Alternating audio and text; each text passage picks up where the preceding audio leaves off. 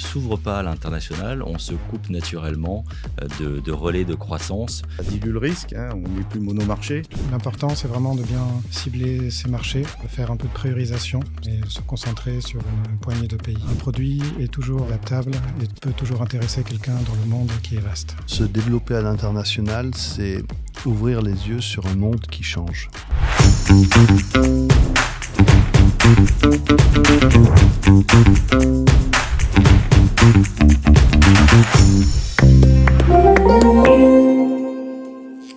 Imaginez une TPE niçoise de 10 personnes en France, 35 à l'échelle internationale, dont 85% du chiffre d'affaires vient du Brésil, du Canada, de l'Australie. Une entreprise familiale, aujourd'hui à la tête d'un carnet de commandes qui inclut l'hôtel de Matignon, la Tour Eiffel, la Cour de justice de l'Union européenne et bien d'autres. Ce ne sont pas des multinationales. Ce sont des entreprises d'ici, du territoire des Alpes-Maritimes. Aujourd'hui, dans CCI Talk, on va vivre en temps réel les 7 étapes du guide de l'exportateur, pas en théorie, avec ceux qui les ont traversées dans leur entreprise. Pour en parler, nous accueillons Axel Ozimec, dirigeant de Protect Sécurité, Thierry Bernard, CEO de DNA Plast, Pierre Castelbou et Pascal Malos, conseiller à CCI International Provence-Alpes-Côte d'Azur. Bienvenue dans CCI Talk. Alors pour commencer, est-ce qu'il est possible de vous présenter, Pierre ? Oui, bien sûr, Pierre Castelbou, conseiller international. Je suis référent industrie et cleantech et donc j'accompagne les TPE et PME des Alpes-Maritimes dans leur démarche export, quelle que soit leur taille, les zones géographiques et leur maturité à l'export. Et à ce titre, j'ai le grand honneur et le plaisir d'accompagner depuis près de 10 ans Thierry, dirigeant de la société DNA Blast. Thierry. Donc Thierry Bernard, je suis le fondateur et le co-dirigeant de DNA Blast Group. Donc on est éditeur de logiciels pour l'industrie minière et on développe très spécifiquement des outils de simulation pour contrôler le dynamitage dans l'industrie minière. Donc nos solutions, elles servent à dérisquer ces opérations et on sert les plus grands groupes mondiaux sur toute la planète. Très bien. Axel. Donc Axel Ozimec, je suis le co-gérant avec mon frère, puisque Protect Sécurité est une société familiale qui a été créée en 1993 par nos parents. Donc, ça fait plus de 10 ans qu'on gère en responsabilité la société. Donc, Protect Sécurité est une société qui conçoit et fabrique des protections balistiques, principalement, pour les infrastructures sensibles. Donc, des emprises militaires, des centres pénitentiaires, des palais de justice, l'hôtel des polices de Nice qu'on est en train de terminer actuellement. Voilà. Et tout ça en France et à l'international. Très bien. Pascal. Pascal Malos. Je suis conseiller international et innovation parce que je représente 2 réseaux, donc la Team France Export et un réseau européen qui s'appelle Enterprise Europe Network et qui me donne le privilège notamment d'accompagner Axel sur différents sujets. Très bien. Ma première question va vers toi, Pierre. Concrètement, quand on pousse la porte de CCI International, l'entreprise découvre quoi ? Bien, naturellement, c'est d'abord un accueil, c'est une écoute. Et puis après, c'est la mise à disposition d'une boîte à outils et d'une chaîne de valeur. Et donc, ça part d'un état des lieux, d'un premier diagnostic. Et ensuite, nous allons structurer avec l'entreprise en coproduction toute sa démarche export selon un processus qui va aller de la définition d'axes stratégiques, la définition aussi, l'identification de plans d'action qui vont lui permettre de mettre en œuvre ces opérations dans le temps, dans l'espace et dans la finance. D'accord. Thierry, pourquoi ton entreprise de logiciels niçoise s'intéresse-t-elle à l'international ? Alors, quand on regarde notre activité, on développe des logiciels pour l'industrie minière. L'industrie minière en France, elle se conjugue au passé simple. Moi, quand j'ai créé l'entreprise en 2005, il y avait pratiquement plus... c'était les dernières années de l'industrie minière. Donc, il y a une industrie des carrières, qui est, on va dire, un sous-étage de l'industrie minière, avec une valeur ajoutée plus faible. Donc, très naturellement, si on veut continuer d'exister dans le temps, il faut se tourner vers l'international, parce que c'est là que se trouve le marché. Voilà, donc je me tourne vers Axel, qui est aussi à l'international. Protect Sécurité sécurise des lieux sensibles depuis plus de 30 ans. Mais pourquoi l'international est devenu un vrai sujet ? C'est un vrai sujet parce qu'effectivement, en France, on a déjà un marché qui est conséquent, mais tous nos produits qui sont certifiés le sont par des normes européennes. Donc, si on ne s'ouvre pas à l'international, on se coupe naturellement de relais de croissance qui serait dommage de pas utiliser. D'accord. Alors Pascal, la visite en entreprise, ça se passe comment? Vous arrivez et ensuite, on vous offre un café. Mais l'après. Généralement, oui, pour le café. Ensuite, bien, c'est vraiment l'écoute.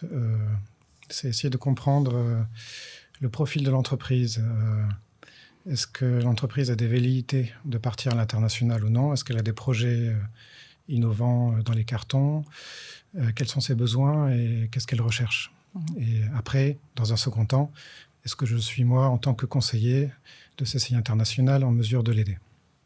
Je comprends bien, mais déjà, dans vos témoignages, en tout cas, Axel et Thierry, on voit qu'il y a une conviction et vous sentez qu'il faut passer à l'action à l'international. Alors, mon autre question va vers Pierre. CCI International a développé cet e-book qu'on peut télécharger gratuitement, le guide de l'export. Et qu'est-ce qu'on s'aperçoit? Parce que si toutefois on se pose la question, moi dirigeant, est-ce que je suis prêt à passer à l'international? Il se trouve que dans les différentes étapes que vous abordez, il y en a 7. Déjà, il y a 2 questions sur la première page. Il faut se poser, est-ce qu'on en a besoin d'exporter? Et est-ce qu'on a la capacité d'exporter? C'est crucial, ces 2 questions? Ah oui, complètement. C'est effectivement, l'analyse de besoin, c'est vraiment le cœur de métier du conseiller. Alors, c'est un peu touchy parce que ça repose aussi sur une dimension psychologique du décideur, du dirigeant, qui doit dessiner une vision, une feuille de route. Et donc, nous, on est là pour l'assister, pour faire des arbitrages, pour trouver également, obtenir des ressources, que ce soit des ressources financières, des expertises.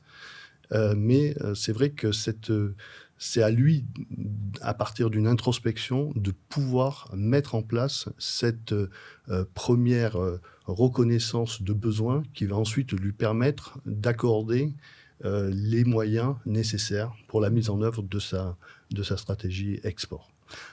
Le deuxième aspect, je dirais l'aspect capacité d'exporter, est beaucoup plus objectif, rationnel. Donc on revisite la chaîne de valeur, on regarde la structure financière, le seuil critique, les compétences humaines qui sont développées.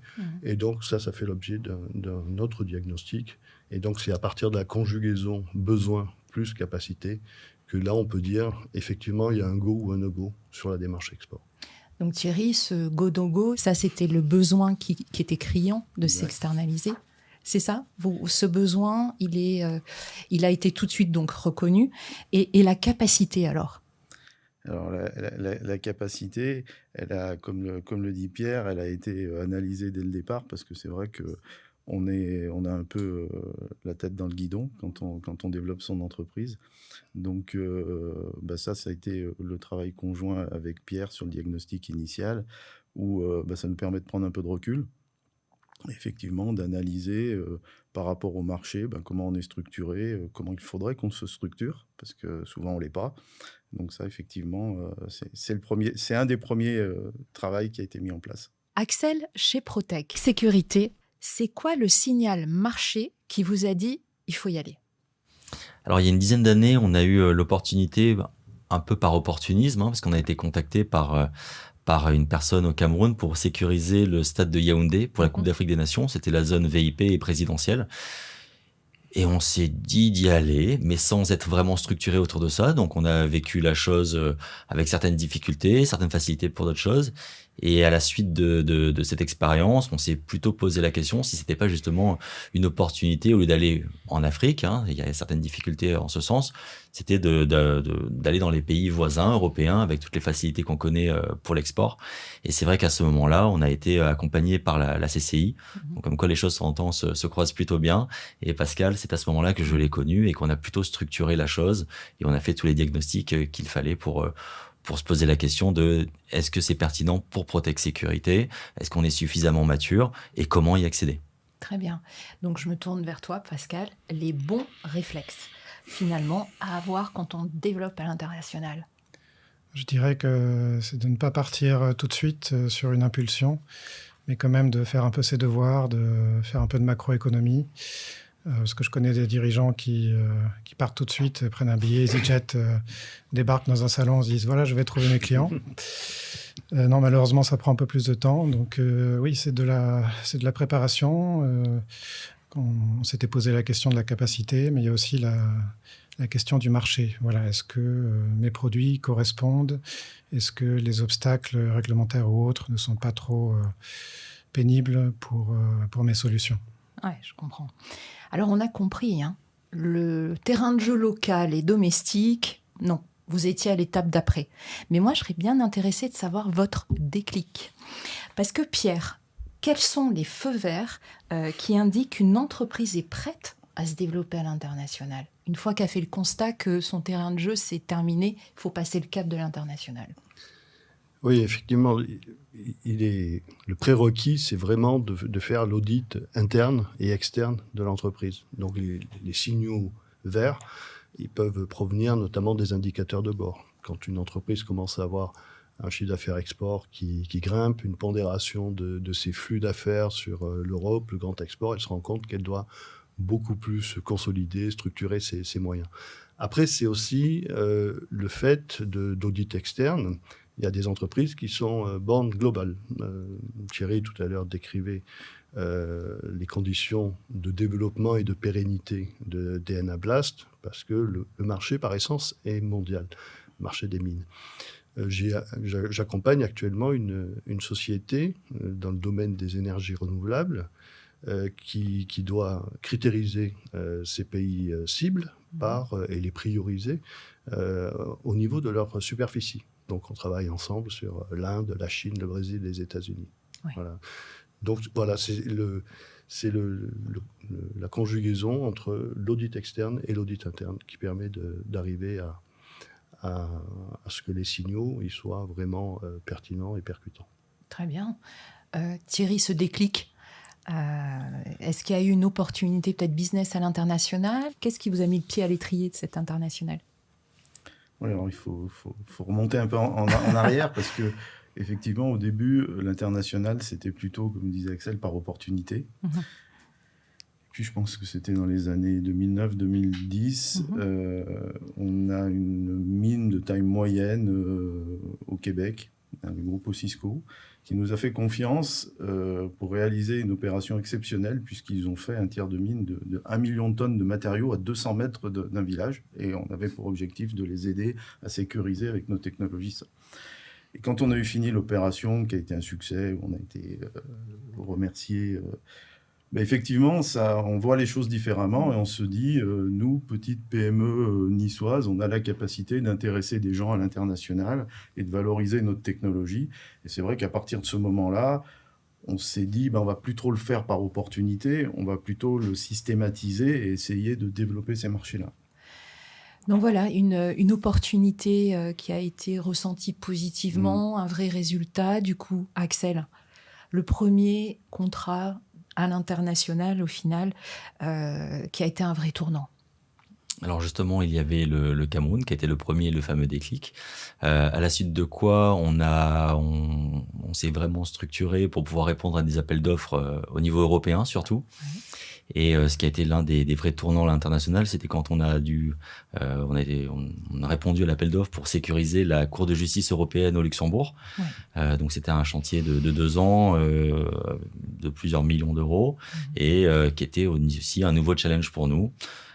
C'était pas si loin que ça, mais quand même, aller au Luxembourg, trouver des solutions, et ça a été vraiment un vrai tournant dans la société. Ce qui fait qu'aujourd'hui, dès lors qu'on a besoin de répondre à certains appels d'offres en France ou à l'étranger qui nous paraissent conséquents, on a moins peur, on est même plus confiant parce qu'on sait que ça a été un succès. Oui, très bien. Thierry, l'export a changé quoi en interne chez vous? C'est pas juste dans la vente, mais c'est aussi dans l'organisation de votre structure, non? Oui, c'est sûr que vendre des produits ou des services à l'international, ça oblige à voir les choses différemment. Bon, d'abord, le Nissart et le français, on va un peu oublier. Il faut tout structurer au minimum en anglais. Oui. Vous allez en Amérique du Sud, où on a une grosse part de marché, il faut même oublier l'anglais. Il faut être structuré en espagnol, voire en portugais. Il faut penser différemment, il faut s'approprier les cultures locales, les réglementations locales. Donc c'est un vrai défi pour toute l'entreprise, pour tous les collaborateurs. C'est une remise en question, mais aussi ça tire les gens vers le haut. Oui. Et vos collaborateurs, la proportion France-étranger? Sur à peu près une quarantaine de personnes, on en a 9 en France et tous les autres, ils sont à l'étranger. Très bien. Alors, même question, Axel, en interne. Cette organisation, il a fallu la bâtir, la réorganiser. Comment vous vous êtes pris? Oui, alors nous on a embauché un responsable achat et supply chain justement pour garantir que les flux soient pas uniquement au niveau national mais international. Et également, on a, lors de ce chantier au Luxembourg, on a décidé de créer une nouvelle société en Pologne qui nous permettait justement de doubler nos capacités de production. Donc ça aussi, on a été accompagné par Pascal, de façon à structurer et pouvoir fabriquer aussi. Parce qu'on fabrique ici à côté de Nice, à Sophia Antipolis, mais fabriquer également en Pologne pour pouvoir avoir les mêmes niveaux de standards, plus à proximité de la Pologne. Donc je pense à l'Allemagne, la Belgique et autres pays. D'accord. Et vos implantations, donc c'est local et Pologne. Vos équipes sont donc localement ici et en Pologne? L'énorme majorité est ici, Voilà. On est une petite vingtaine ici, et en Pologne, ils sont 6. D'accord. Bon alors Pascal, quelles sont les questions à se poser avant de se lancer comme ça à l'international dans cette structuration, après ce fameux déclic? On se pose quoi comme question? Alors, l'export représente beaucoup de temps et beaucoup d'investissement en termes d'argent. Donc voilà, est-ce que je suis prêt à faire l'effort? Et c'est pas tout seul, c'est pas qu'au niveau du dirigeant, il faut entraîner toute son équipe. Donc il y a aussi une acculturation à faire en interne. Et ensuite, il y a la question du marché. Souvent, il faut d'abord tester les marchés. Ça ne se fait pas en l'espace d'une seconde. Il faut faire une première mission, faire des premières rencontres, relancer les premiers contacts et puis y retourner, surtout quand on est comme Axel sur des cycles de vente qui sont longs. Je crois que c'est pareil pour vous. Il faut démarcher plusieurs personnes, plusieurs acteurs clés, débloquer certains nœuds. Donc ça prend du temps. Alors, on peut peut-être aussi avoir des a priori. Peut-être en avez-vous eu des a priori après ce déclic, mais on va tordre le cou aux idées reçues. Voilà. J'ai une question pour Pierre. Pour exporter, il faut être une très grande entreprise. Alors, c'est faux. CCI International accompagne des TPE qui représentent aujourd'hui 97% des entreprises du département. Donc, il n'y a pas de corrélation entre le chiffre d'affaires export, un business model export et la taille de l'entreprise. Il n'y a qu'à voir l'exemple de DNA Blast, qui en plus n'a pas suivi le même processus que font 70% des TPE, à savoir de démarrer par un pays de l'Union européenne. DNA Blast est directement l'Australie, l'Afrique du Sud et l'Amérique latine. Donc, à ce niveau-là, les choses sont très claires. Donc, question Thierry, vrai ou faux, l'international, ça rend votre entreprise vulnérable? Définitivement faux. Ça dilue le risque. On n'est plus monomarché. Ouais. Donc, lorsqu'il y a des vagues dans l'économie, il est rare qu'elles soient synchronisées sur toute la planète. Donc, effectivement, quand s'il y a un petit coup de mou, on va dire en Europe, il va certainement arriver un peu plus tard en Amérique du Sud ou en Australie, mais il va être déphasé. Donc, ça permet effectivement de lisser l'activité et honnêtement, c'est très bien. Axel, vrai ou faux, vous ne trouverez jamais vos clients à l'étranger sans un réseau déjà en place? Je dirais faux, parce que j'en ai pas eu besoin, en tout cas pas au début. Après, ce réseau, il se construit par la suite, parce qu'on est accompagné en ce sens-là. Mais pour commencer, il n'y a pas forcément besoin de réseau. Le réseau, il est déjà là, avec la CCI et tous les acteurs que l'on peut connaître autour de nous, qui nous accompagnent déjà. Très bien. Pascal, les aides à l'export, vrai ou faux, elles ne sont accessibles qu'aux entreprises innovantes? Alors, pas forcément. Ça peut être... tout dépend de ce qu'on entend par innovation. Je pense qu'il y a beaucoup d'innovations qui ne sont pas forcément disruptives, pas forcément deep tech, plutôt low tech, comme Axel. Donc, c'est vraiment la qualité des produits, les certifications qui priment. Et aujourd'hui, d'ailleurs, sur les aides, l'accent est mis surtout sur les industries, sur les fabricants. Bon, alors là, il y a 4 affirmations, on vient de tordre le cou, mais il y a encore des objections qui restent. Pascal, on continue ? 60 secondes chrono, d'accord, c'est parti. Je n'ai pas le budget. Il y a des aides qui existent chez la BPI et chez d'autres acteurs. Je n'ai pas le temps. On trouve le temps en étant accompagné, en trouvant de nouvelles ressources humaines. Ok, c'est trop technique pour moi. C'est technique, mais ce n'est pas insurmontable. On trouve des relais comme les douanes, plein d'expertise à votre disposition. Le retour sur investissement est beaucoup trop long. Le retour peut être long, mais prestigieux. Et parfois, quand on mise, on perçoit le double de ce qu'on avait espéré. Je connais personne à l'étranger. Il faut bien commencer quelque part. Les aides, c'est trop compliqué. Au premier abord, oui. Et quand on met les mains dans le cambouis, non. J'ai peur de me faire copier. On peut se protéger. Il y a plusieurs outils, plusieurs instruments de défense. Mon produit n'est absolument pas adapté. Un produit est toujours adaptable et peut toujours intéresser quelqu'un dans le monde qui est vaste. Alors, par où je commence ? Vous commencez par venir nous voir, on discute et on trouve des solutions. Voilà. Donc, oui, exporter, c'est possible. La preuve par 4. Thierry, une question. Concrètement, en chiffres, actions, résultats, qu'est-ce que l'accompagnement CCI a produit, du coup, chez DN et Blast ? Il y a beaucoup de questions dans la question. Alors, dans le mot accompagnement, et effectivement, ce qu'on disait tout à l'heure, c'est au départ de la démarche, c'est l'aspect diagnostic pour faire le point. Avec Pierre, on a beaucoup travaillé aussi sur le company profile au début, parce que se présenter à l'étranger, c'est aussi un vrai sujet. Hein, donc, avoir les idées claires, présenter ses produits, sa démarche, ça c'est très important. En termes de résultats, entre 2000 et 2024, donc on a en gros multiplié notre chiffre d'affaires par 2,5. Alors certes sur un marché de Nice, mais quand même 2,5 sur l'international. Donc, et tout ça avec l'accompagnement et le support de la CCI et de Pierre qui nous a bien guidés dans cette démarche. Alors, mon petit doigt m'a dit que vous avez bien travaillé quand même. Vous avez été lauréat du trophée Mossi 2026. Et ça, c'est récent, oui. Alors, qu'est-ce que ça représente ? C'est une grande fierté pour toute l'équipe, hein, puisque effectivement, petite société en France qui est récompensée pour ses actions, effectivement, c'est très intéressant. Et puis, c'est très valorisant et ça se valorise auprès des institutionnels, des investisseurs. Tout à l'heure, on parlait de financement. C'est vrai que quand on a un petit diplôme comme ça aide. Chez Protect Sécurité, quel est le chantier dont vous êtes le plus fier ?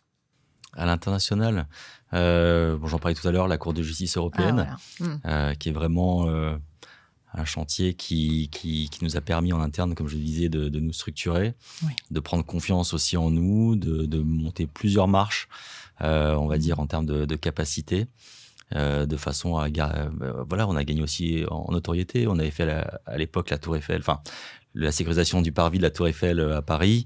Oui, c'est nous le mur de verre et les portails qui avons sécurisé, oui, exactement, mais pas que. Voilà, donc. D'accord. Mais donc effectivement, il y a aussi cette notoriété qui est importante. Hein, Thierry en parlait. Avec le nouveau diplôme, ça permet aussi d'avoir plus de facilité à intégrer avec nos cartes de visite d'une certaine façon certains appels d'offres. L'assurance prospection et les missions collectives, qu'est-ce que ça a changé dans votre approche ?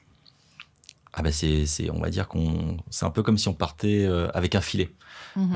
C'est comme ça que je décrirais en tout cas l'assurance prospection. Donc on était accompagné j'ai été accompagné par Pascal justement de la CCI pour mettre en place cette assurance prospection. Et d'ailleurs, il nous suit toujours. On est sur plusieurs pays qu'on a identifiés ensemble. Et donc ça c'est le filet si jamais on a des doutes d'un point de vue financier. Pour tout ce qui est prospective, c'était justement, il y a certaines choses qui sont organisées comme les French Security Days, les FSD comme on dit. Donc j'ai participé plusieurs fois à des FSD qui sont organisés par Business France, en Roumanie, en Pologne, en Belgique. Là, j'y retourne en septembre d'ailleurs. Donc voilà, donc ça nous permet de découvrir les pays par délégation et être directement considérés par les acteurs au niveau local comme des entreprises fiables. D'accord. Pierre, dans l'accompagnement, est-ce qu'il y a un process de A à Z dans le temps avec l'entreprise ou pas du tout ? En fait, notre mission, notre objectif, c'est de permettre à une entreprise de passer d'un stade, je dirais, très statique, domestique, vers un mode beaucoup plus dynamique. Et l'amener à se projeter avec le dirigeant, son équipe, vers de nouveaux marchés. Donc, c'est effectivement, il y a une évolution qui est forte, qui est demandée, parce qu'il y a aussi des exigences en termes de retour sur investissement. L'internationalisation, ça consomme des ressources, et donc à nous d'accélérer ce processus au sein de l'entreprise et sur ces marchés. D'accord. Pascal, dans cet accompagnement, est-ce qu'il y a peut-être un dispositif que tu souhaiterais exposer là maintenant pour aider justement toute entreprise à se développer ? Vous avez aussi Enterprise Europe Network, donc mon réseau européen. On est 3000 dans toute l'Europe. Et on a un système d'annonce entre nous qui permet de trouver des distributeurs, des fournisseurs, des partenaires commerciaux de long terme. Et ça, c'est un service qui est gratuit. Donc, pourquoi pas en plus profiter en parallèle de dispositifs européens. D'accord, on mettra dans le descriptif de ce podcast de toute façon toutes les coordonnées. Alors, entre dirigeants, vous avez peut-être des questions ou entre vous à vous poser. Pensons à l'internaute, pensons à ce dirigeant qui se dit « Tiens, est-ce que je vais y aller ?» Est-ce qu'il n'y a pas entre vous des questions que vous aimeriez vous poser ? Thierry, moi j'avais une question. Quand tu vas à l'international et même aussi loin que l'Australie, les États-Unis, le Canada, tu es face à des grosses entreprises concurrentes. Moi, je me pose la question, comment tu as réussi et comment tu maintiens justement cette différenciation et pourquoi ils prennent une entreprise niçoise ? Oui, moi je me suis aussi souvent posé la question. Et la réponse qu'on peut faire, c'est que premièrement, on est dans un marché de niche. Donc nous, on adresse un secteur très pointu de l'industrie. Donc déjà, il n'y a pas beaucoup d'acteurs. Et en plus, on a développé une technologie qui est quasiment unique. Donc l'innovation dans notre technologie nous met en avant sur le haut du panier. Et comme on a dans le passé des références, celles dont je parlais tout à l'heure, par exemple avec le groupe Cisco, quand on assemble ces trois briques, un marché très spécialisé, une technologie qui est au-dessus et des bonnes références, finalement, on est considéré au même titre que de grosses sociétés. Ah oui. Voilà. Et moi, de mon côté, je réfléchissais, je me disais, toi, tu adresses des institutionnels, des États, des gouvernements, l'armée, tu disais tout à l'heure. Est-ce que ça fait une grosse différence commercialement quand tu t'adresses à ces clients par rapport à des privés ? Alors, on fait principalement, notre client final est principalement que étatique. D'accord. Soit en France ou à l'étranger, on fait assez peu de privés parce que nos niveaux de sûreté sont tellement hauts que souvent ce sont uniquement les États qui ont besoin de ces niveaux de sécurité. Mais pour rejoindre un peu ce que tu disais tout à l'heure dans ta réponse quand je te pose la question, effectivement, en fait, c'est vraiment je pense que l'une des clés, c'est d'avoir quand on va à l'étranger, c'est d'avoir aussi quelque chose à proposer qui nous différencie directement. Et la notoriété, tu en parlais tout à l'heure, c'est vrai que peut-être le plus difficile, c'est au début. Mais à partir du moment où on a une notoriété sur certains marchés, qui sont devenus des références, à ce moment-là, on est vraiment encore plus écouté. C'est-à-dire qu'avant, on n'est pas écouté, mais là, on est encore plus écouté à l'international. Et c'est là où, justement, nous, société locale, même si on a vocation à aller de partout en France et à l'international, on peut se retrouver vraiment à avoir des avantages concurrentiels par rapport aux concurrents qui sont eux-mêmes déjà sur place. D'accord. Pascal, quand tu es venu pour la première fois chez Protect Sécurité, qu'est-ce qui t'a le plus surpris ? Alors, ce qui m'a le plus surpris, c'est déjà la dimension familiale, la dimension chaleureuse de l'entreprise et directement la visite de l'usine avec les tests sur des vitres par balles. Et donc, il y avait des impacts de balles de Kalachnikov, si je me souviens bien. Donc ça, c'est vrai que ça m'avait marqué et j'ai très vite compris quel était ton marché et comment se présentaient tes produits.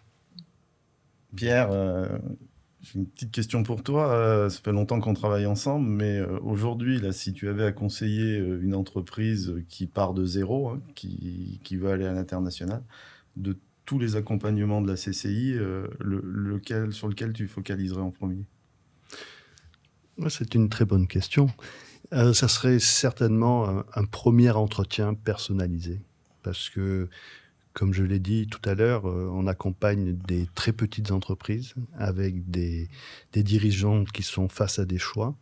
Et que notre éclairage, notre position de conseiller avec la distance qui va bien, leur permet peut-être de prendre des décisions, d'opérer des choix et de se lancer dans l'aventure en connaissance de cause et sur des bases étayées et objectives.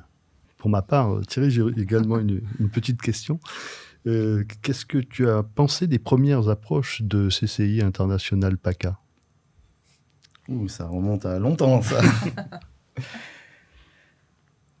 C'était à la fois... je dirais perturbant, mais très enrichissant, parce qu'on a commencé par ce que tu viens d'expliquer, cet entretien, ou ce qu'on appelle le diagnostic, et là, ça ouvre les yeux, ça permet de voir son activité sous un autre angle, de se rendre compte qu'on peut faire des choses qu'elles on n'avait pas envisagées.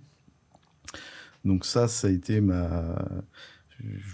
avec le recul, c'est ce que j'ai trouvé de plus impactant. Effectivement, après, par la suite, il y a eu tout l'accompagnement et les échanges, et aussi le réseau, la mise en réseau avec des partenaires, des acteurs à l'international. Ça, c'est très intéressant parce que ça nous a permis d'évoluer sans être tout seul. Et effectivement, récemment, là, on participe à Stratexio, là, ce groupe d'entrepreneurs sur l'international. Donc tout ça très très bien. Bon, passer par les assurances prospection aussi pour nous accompagner. Alors comme tu le disais tout à l'heure, sécuriser de la démarche commerciale avec du financement au cas où ça fonctionnerait pas. Voilà, tout cet ensemble pour nous accompagner depuis maintenant une quinzaine d'années, pardon. Quelle belle aventure! Mais mettons un petit peu de l'ordre, si on reprend ce guide de l'exportateur et toutes ces étapes. Moi, je vous invite maintenant à répondre à cette question qui va permettre à l'internaute, aux dirigeants qui nous écoutent, de se dire « Ok, j'y vais, mais je suis la trame qui est gagnante. » Vous en avez été la preuve, en tout cas, dans votre développement actuel. Donc, le guide de l'exportateur pose 7 étapes incontournables. On va démarrer par la première, c'est le diagnostic. Pascal, comment se déroule un diagnostic en entreprise ? Une visite et on mitraille donc le dirigeant de questions sur plein d'aspects différents, sur les finances, sur les RH, sur les aspects financiers, plus précisément sur ses fonds propres, sur ses capacités à dépenser pour l'international. Donc il y a vraiment une batterie de questions, mais en même temps, on doit rester à l'écoute parce qu'on doit aussi sentir le potentiel pour la suite. D'accord. Étape 1, diagnostic. Étape 2, structurer son projet. Comment structurer le business plan ? La pierre angulaire du business plan, c'est vraiment le positionnement stratégique, ce que tout à l'heure Thierry appelait le company profile, parce que ça permet à la fois de revisiter en interne la chaîne de valeur, de mettre en exergue tous les avantages concurrentiels, tous les moyens qui sont investis par ces sociétés aussi pour être compétitives et performantes à l'export. Et puis, petit à petit, progressivement, de définir ce que je disais au tout début de mon intervention, à savoir les axes stratégiques et les plans d'action sur une vision, on va dire, à 36 mois, à 3 ans, c'est déjà pas mal, pour savoir comment affecter les bonnes ressources aux bons endroits et aller le plus vite en minimisant les risques. D'accord, donc structurer son projet, c'est l'étape 2. Passons à l'étape 3. Axel, prospecter ses marchés, identifier des clients à l'étranger quand on ne connaît personne. Comment vous l'avez fait concrètement ? On a été accompagnés. Ouais. Il y avait les French Security Days, les FSD. Oui. Il y avait également Eurodev qui nous permis, ici en France, de connaître des acteurs étrangers. Et après, il faut participer à certaines missions, on va dire, dans les pays cibles. Pour déterminer déjà aussi de certaines pertinences, mais au niveau de terrain et non pas au niveau théorique. Donc, on n'est jamais tout seul. Ça, c'est quand même ce que j'ai constaté. On peut partir tout seul, hein, mais je trouve que un peu en meute, ça permet d'être plus performant, efficient même, on dira. D'accord. Donc, l'étape d'après, on est sur gérer son opération export. Thierry. Exporter, c'est aussi gérer des contrats en anglais, des certifications locales, des clients à l'autre bout du monde. Qu'est-ce que ça a changé en interne chez D&A Blast ? Alors, comme on l'a évoqué tout à l'heure, effectivement, là tu le dis, il faut gérer des contrats en anglais. Ouais. Ça, on n'est pas habitué au départ, en anglais ou dans une autre langue. Donc, il y a toute une partie de structure juridique à mettre autour. Il faut avoir des collaborateurs. Donc, nous, on a embauché des collaborateurs à l'étranger, donc avec la culture locale, qui nous permettent de savoir lire ces documents et d'y répondre.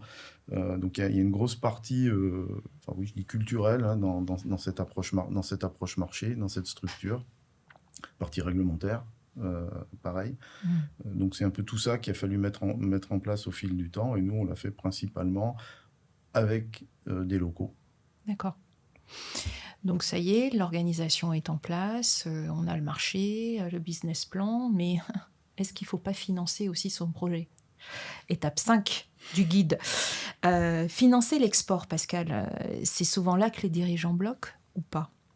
Qu'est-ce qui existe vraiment ? Pas forcément, parce que l'assurance prospection dont nous avons déjà parlé n'est pas un dossier très difficile. Moi, je travaille sur des financements européens, des technologies disruptives, où c'est en anglais, ça fait 100 pages.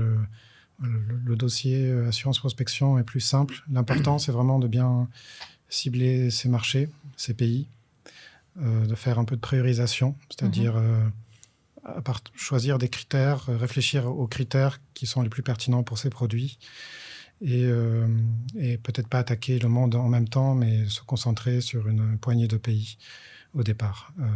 Et donc, l'assurance prospection est vraiment accessible, et en particulier en ce moment pour ceux qui fabriquent en France. D'accord. Renforcer ses compétences export, c'est l'étape 6. Une PME qui démarre l'export, elle a souvent des lacunes qu'elle ne voit pas.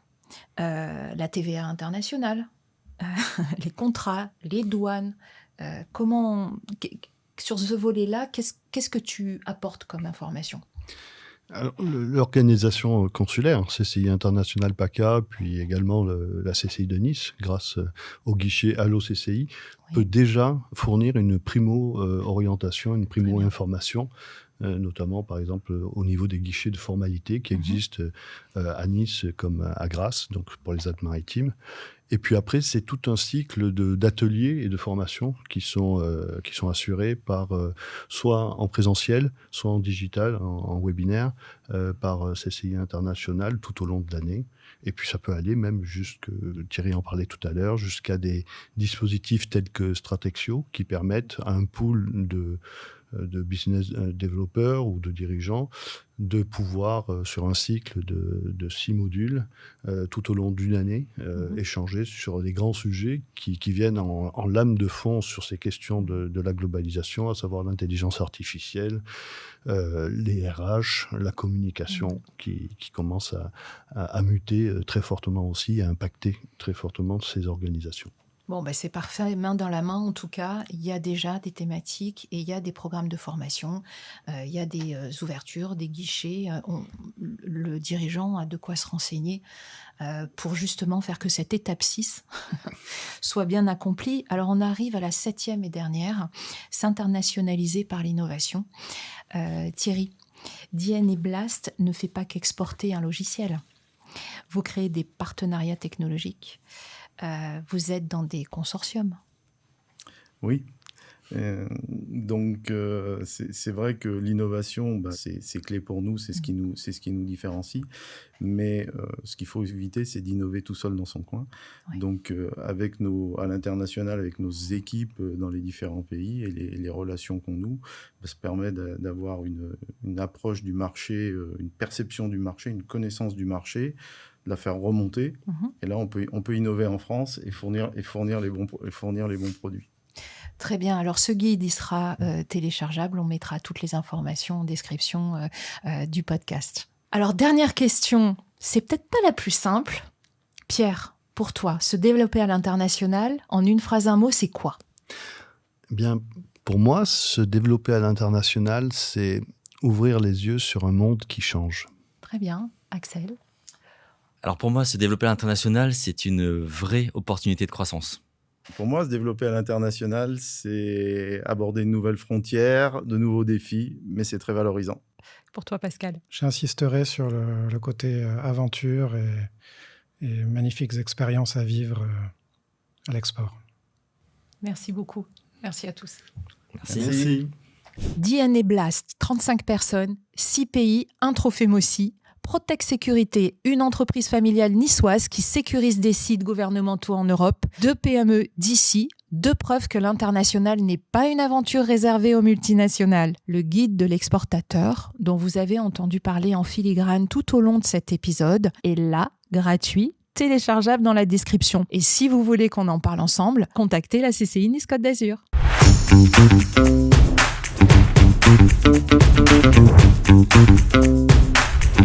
Thank